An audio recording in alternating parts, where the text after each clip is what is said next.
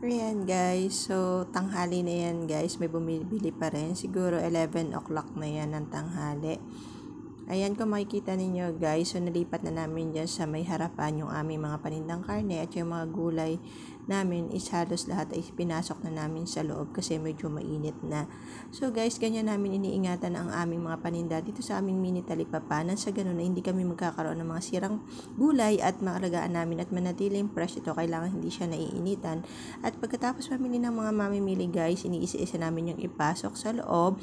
At inaayos namin yan, yung mga dahong gulay yan guys is binabasa-basa pa namin yan, yung mga kangkong nilalagay namin sa tubig, and then yung ibang mga guys na sobra-sobrang ang mga display, pinapasok namin sa chiller, nang sa ganun ay lagi pa rin siyang fresh. Kapag may naghanap na lang ulit ng hapon is ilalabas na namin siya guys.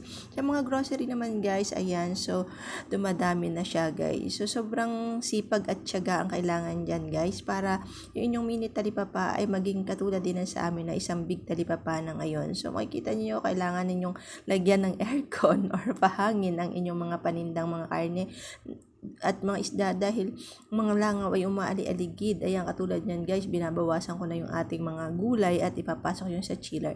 So kung mapapansin ninyo, malaki na yung talipapa namin. Dati mini talipapa, ngayon big talipapa na. Yan, sa sipag at tiyaga yan guys, hindi biro ang pagising ng madaling araw at pag-alaga ko dyan sa mga paninda namin guys para lang mapalaki ko ang mini talipapa namin. So tulong kami ni Habi at hindi madali at lalo na yung pakikitungo mo sa customer, isang susi din yan para magtagumpay ang inyong negosyo guys. Katulad nyan, kwento-kwento pa ako dyan sa customer para maging komportable ba sila sa akin, nang sa ganun is bumalik-balik guys. So kailangan natin yung mga customer na yan.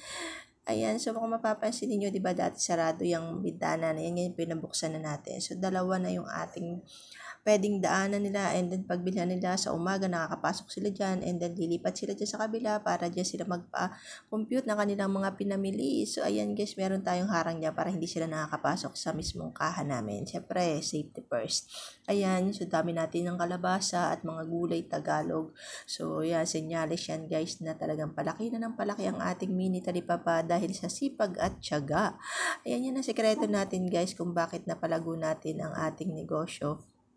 At yan, tingnan nyo guys, inisa-isa ko yan, ilalagay ko sa plastic and then ibabalot ko pa yan sa papel, ilalagay sa chiller para tumagal ang buhay ng ating mga gulay guys, ng iwas lugi guys, kasi isang bulok mo dyan, dala pati ang iyong puhunan.